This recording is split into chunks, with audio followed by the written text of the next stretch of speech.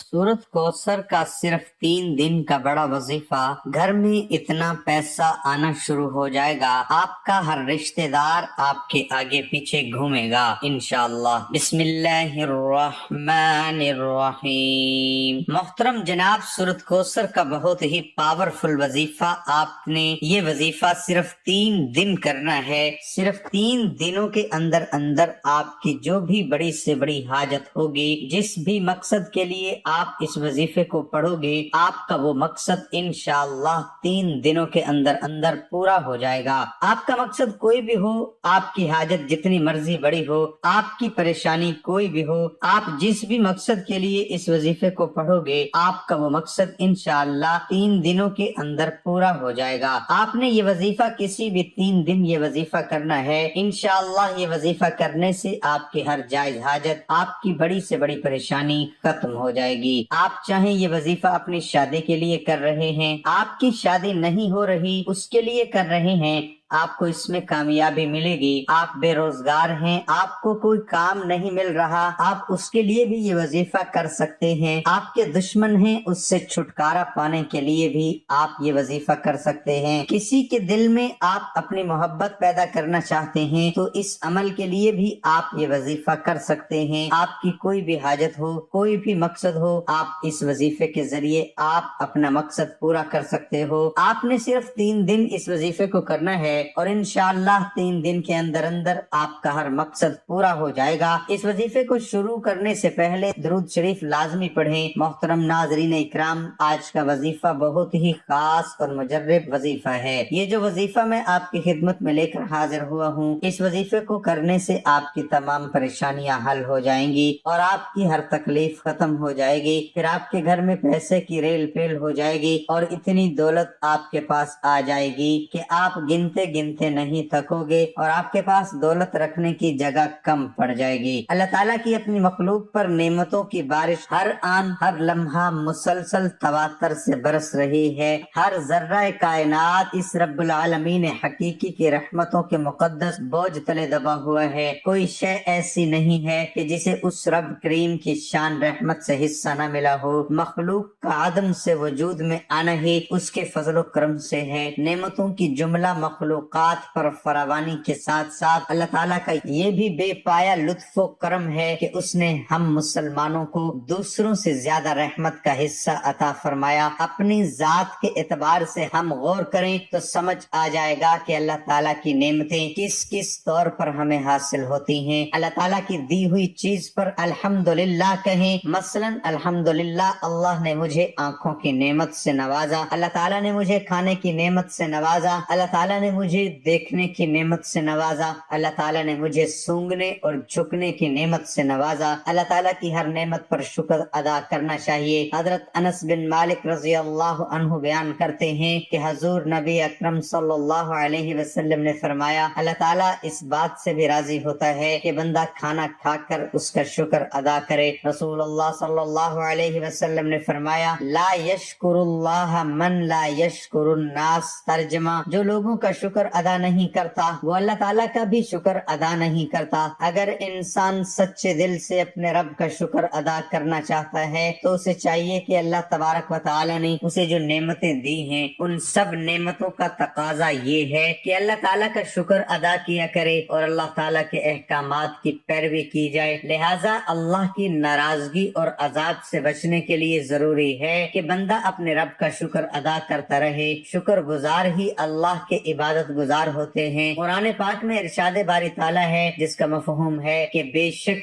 इंसान नाशुक्रा है। ये वो दर्दनाक हकीकत है, इसका जिक्र खुद परवरदिगार आलम ने अपने पाक कलाम में किया। अल्लाह ताला ने ऐसा क्यों फरमाया? इसलिए कि वो खालिक व मालिक है, वो इंसान की मिट्टी से वाकिफ है, वो इंसान की फितरत से वाकिफ है, वो इंसान के मिजाज से वाकिफ है। वो जानता है कि इंसान बहुत बेसब्री का मुजाहिरा करते हुए शोर मचाने और आसमान को सर उठाने लगता है। नाज़रीन किराम, अल्लाह तबारक व तआला ने कुरान मजीद फुरकान हमीद में बार बार इरशाद फरमाया है, जिसका मफहूम है कि ए इंसान, तो इन नेमतों पर गौर क्यों नहीं करता जो तेरे मालिक ने तुझे अता की। और गौर करने पर मालूम होता है कि इस जहान फानी में हमारी पहली सांस لینے سے آخری سانس لینے تک اللہ کریم کے ذات رحمان ہم پر نعمتوں کی بارش کیے رکھتی ہے۔ والدین کا سایہ، کھانے پینے کی بہترین نعمتیں، زندگی، شعور، انسانیت، معاشرت، تہذیب، صحت، تعلیم، گھر، روٹی، کپڑا، مکان، بہن بھائی، کنبہ، دوست، احباب، الغرض بہترین نعمتوں سے ہمیں اللہ تعالیٰ نے نوازا ہے۔ آسمانوں اور زمین کو ہمارے لیے تسخیر کر دیا ہے۔ اللہ کریم نے تمام خزانے اشرف المخلوقات انسان کے لیے عطا فرما دیا ہے۔ اللہ رحمان اور رحیم ہے، بلا مزدوری اور بلا معاوضہ اپنی نعمتوں کی اور رحمتوں کی برسات کرتا ہے۔ اس کے برعکس انسان کسی کو کچھ دیتا ہے، اس کی ہڈیوں کا گودا تک نہ چھوڑ لے۔ قرآن مجید کی سورۃ رحمان میں ایک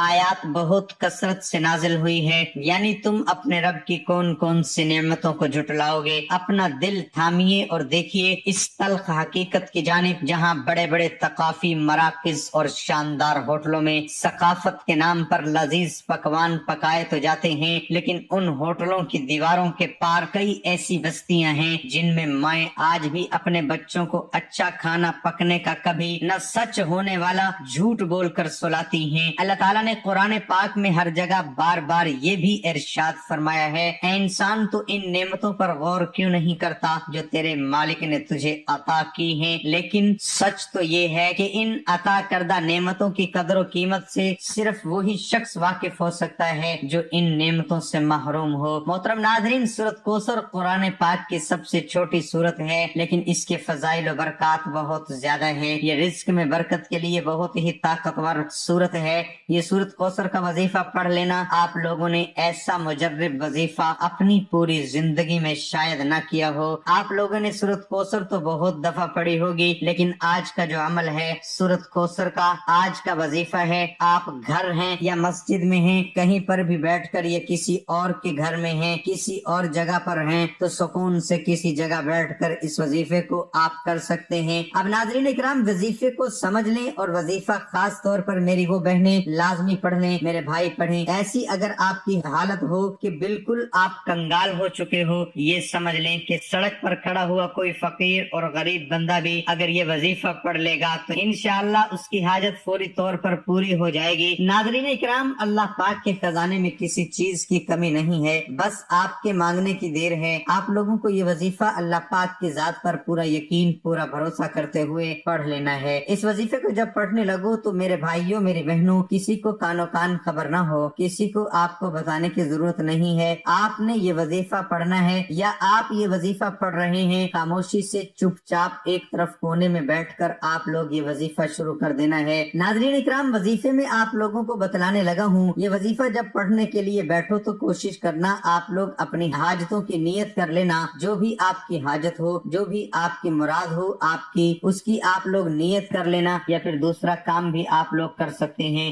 جب وظیفہ ختم ہو تو اس کے بعد آپ لوگ دعا مانگ لینا۔ دونوں میں سے ایک کام کر لینا، یا تو شروع میں آپ اپنی حاجتوں کی، اپنی مرادوں کی نیت کر لینا، یا آخر میں آپ لوگ جب وظیفہ ختم ہو تو اس کے بعد دعا مانگ لینا۔ یہ وظیفہ اتنا آسان ہے کہ کوئی چھوٹا سا بچہ بھی چاہے تو بڑے آرام سے، بڑے سکون سے یہ وظیفہ پڑھ سکتا ہے۔ میری وہ بہنیں بھائی جو بالکل پڑھنا نہیں جانتے، وہ بھی اس وظیفے کو لازمی پڑھیں، کیونکہ آپ لوگوں کو یہ وظیفہ بتلانے لگا ہوں۔ یہ بڑا ہی آسان سا وظیفہ ہے، لیکن یہ پورا عمل آپ کو ایک ہی وقت میں بیٹھ کر کرنا ہے، یعنی ایک ہی نشست میں یہ سارا عمل مکمل کرنا ہے۔ 10 منٹ کا یہ پورا عمل ہے۔ انشاءاللہ آپ لوگوں کی قسمت چمکے گی اور آپ لوگ خود مجھے جھولیاں اٹھا کر دعائیں دو گے۔ انشاءاللہ آپ لوگوں کو جتنا بھی بڑا مسئلہ ہو، جتنی بھی بڑی آپ کی حاجت ہو، انشاءاللہ اگر آپ فجر کی نماز پڑھنے کے بعد یہ وظیفہ کرتے ہو تو تمام مسائل حل ہو جائیں گے اور آپ کی حاجت پوری ہو جائے گی۔ کیونکہ صبح کا وقت بہت پر نور ہوتا ہے، صبح کے وقت تمام انسانوں کو رزق تقسیم کیا جاتا ہے، اس لیے فجر کے بعد اس وظیفے کو لازمی کریں۔ تو سب سے پہلے آپ لوگوں کو اول و آخر 3 مرتبہ درود پاک پڑھ لینا۔ درود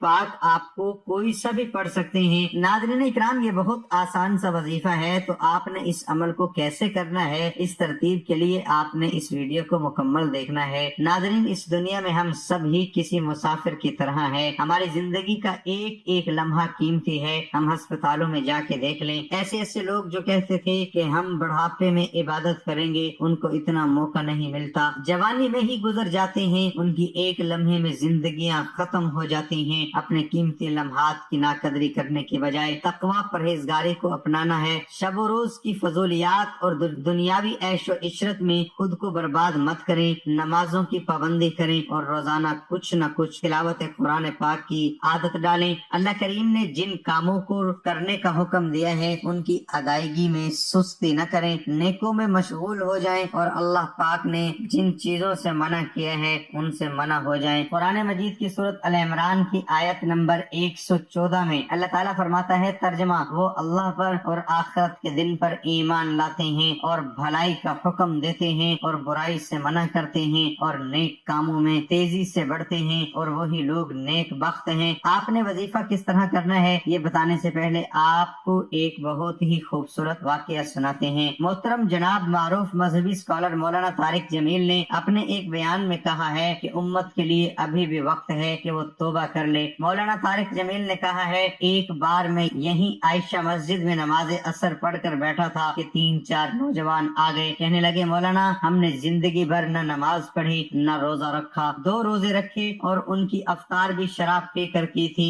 ہم یہ سمجھتے تھے کہ ہماری بخشش ہی نہیں ہوگی، جو بھی گناہ موج مستی کرنی ہے یہاں کر لو۔ کہنے لگے، ہماری گاڑی ہمارا ایک دوست بیٹھا تھا، اس نے تمہارے بیان کی کیسٹ لگا دی، اس میں ہم نے آپ کی یہ بات سنی کہ آسمان کی چھت تک گناہ لگا دو اور پھر توبہ کر لو تو اللہ تعالیٰ معاف کر دیتا ہے۔ کہنے لگے کہ ہمیں پتہ ہی نہیں تھا کہ اللہ اتنا غفور الرحیم ہے۔ وہ لڑکے کہنے لگے کہ اس دن ہم نے توبہ کی اور اس کے بعد وہ دن آج کا دن ہم نے کبھی نماز روزہ نہیں چھوڑا۔ جب اللہ تعالیٰ تمہیں کنارے پر لا کھڑا کر دے تو اس پر کامل یقین رکھو، کیونکہ 2 چیزیں ہو سکتی ہیں، یا تو وہ تمہیں تھام لے گا یا تمہیں اڑنا سکھا دے گا۔ سورۃ کوثر کا وظیفہ ہے، سب جانتے ہیں کہ یہ کلام اللہ کا ہے، اور اللہ کا یہ جو کلام ہے وہ ایک بادشاہ کا کلام ہے، اور اللہ جو بادشاہوں کا بھی بادشاہ ہے، بڑوں کی جو بات ہوتی ہے اس کی طاقت اور چاروں کا وزن، اس کی اہمیت بہت زیادہ ہوا کرتی ہے۔ آپ بھی یہ کہتے ہیں کہ یہ گورنر کی طرف سے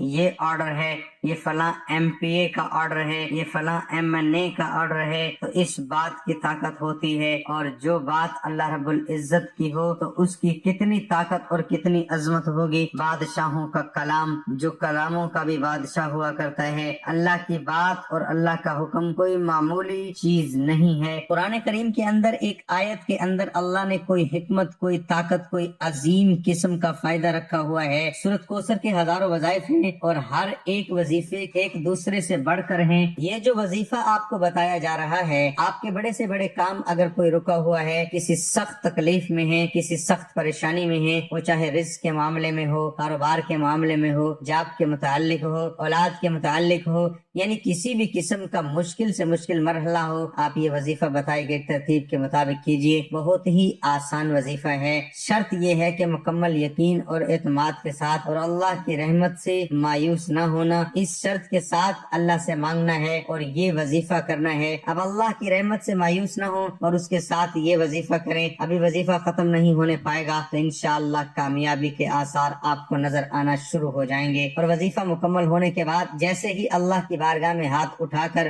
دعا مانگیں گے، آپ کا دل گواہی دے گا، دل اس بات کی شہادت دے گا کہ میرا کنیکشن اب اللہ کے ساتھ مل چکا ہے، میرا جو رابطہ ہے وہ اللہ کے ساتھ ہو چکا ہے، اور میں اللہ سے ہم کلام ہو رہا ہوں، اور اللہ رب العزت آپ کے اس معاملے کو حل فرما دیں گے۔ وہ معاملہ کسی بھی قسم کا ہو سکتا ہے، آپ نے یہ وظیفہ 24 گھنٹوں میں جس وقت کرنا چاہیں کر لینا ہے، لیکن اگر آپ رات کو نماز عشاء کے بعد کریں تو صبح ہونے تک آپ کی جتنی بھی مشکلات ہیں اللہ آپ کی ساری مشکلات کو حل فرما دیں گے۔ اگر آپ صبح کے وقت کر لیں، جیسے صبح آپ اٹھتے ہیں، صبح کے وقت آپ نے کر لیا تو رات تک انشاءاللہ آپ کی جتنی بھی مشکلات ہیں اللہ پاک اس میں آسانیاں پیدا فرما دیں گے۔ گے. آپ نے کرنا یہ ہے کہ صبح کے وقت اگر آپ کرنا چاہیں یا رات کے وقت کرنا چاہیں تو سب سے پہلے درود پاک پڑھنا ہے. اللہم صلی علی محمد وعلی آل محمد کما صلیت علی ابراہیم وعلی آل ابراہیم انک حمید مجید. اللہم بارک علی محمد وعلی آل محمد کما بارکت علی ابراہیم وعلی آل ابراہیم انک حمید مجید. صرف 50 مرتبہ آپ نے سورۃ کوثر پڑھنی ہے. باوضو پڑھنی ہے. اگر بغیر وضو کے بھی آپ پڑھنا چاہیں تو آپ کر سکتے ہیں، لیکن آپ نے یہ وظیفہ باوضو کرنا ہے. آپ 50 مرتبہ یہ سورۃ کوثر پڑھیں گے. انا اعطیناک الکوثر فصل لربک وانحر ان شانئک هو الابتر. اس کے بعد یا غنیو یا مغنیو کی ایک تسبیح کرنی ہے. یہ سورۃ کوثر، اس میں حوض کوثر کا ذکر ہے. آپ صلی اللہ علیہ وسلم کا بہت بڑا اعزاز ہے. آپ صلی اللہ علیہ وسلم کو بھی خوشی پہنچے گی، اللہ بھی خوش ہوں گے اور آپ کے تمام مسائل حل ہوں گے. حضرت علی رضی اللہ عنہ نے فرمایا، زندگی کے 3 اصول بنا لو. اس سے ضرور معافی مانگو جسے تم چاہتے ہو، اسے کبھی مت چھوڑو جو تمہیں چاہتا ہے، اس سے کبھی کچھ نہ چھپاؤ جو تم پر اعتبار کرتا ہے. چیزیں بدل جاتی ہیں، لوگ بدل جاتے ہیں، دوست بدل جاتے ہیں، مقام بدل جاتے ہیں، معیشت بدل جاتی ہے، انسانی رنگ و روپ بدل جاتا ہے، لیکن رب العالمین نہیں بدلتا. وہ آج بھی اتنا ہی رحیم و کریم، مہربان اور پیار کرنے والا ہے. امام علی رضی اللہ عنہ کے اس قول نے اس گتھی کو سلجھا دیا ہے کہ ظلم چاہے چھوٹا ہو یا بڑا، کسی بے گناہ کا قتل ہو یا کسی کے حق کا چھیننا، ہمارے دل ہمیشہ مظلوم کے ساتھ رہیں اور ہماری نفرت ختم ظالم کے لیے. یہ قول اس بات پر بھی روشنی ڈالتا ہے کہ اگر کوئی شخص کسی کے ساتھ ظلم نہیں کرتا تو اس کی بات کو برداشت کر لیا جائے، کیونکہ ضروری نہیں کہ جو مظلوم ہو اس سے کوئی خطا سرزد نہ ہو. میرے لیے یہ قول زندگی کی ایک حقیقت ہے. مظلوم کے لیے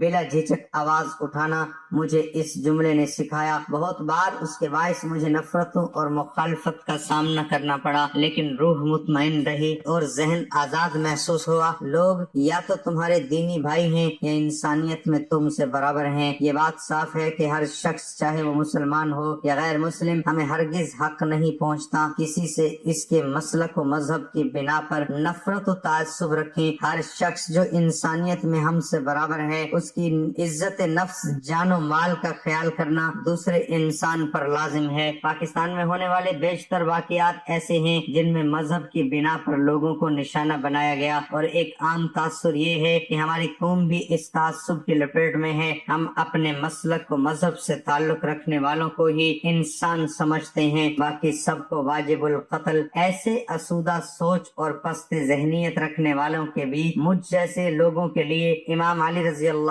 عنہ کا یہ جملہ شعور و فکر کو بلندی عطا کرتا ہے.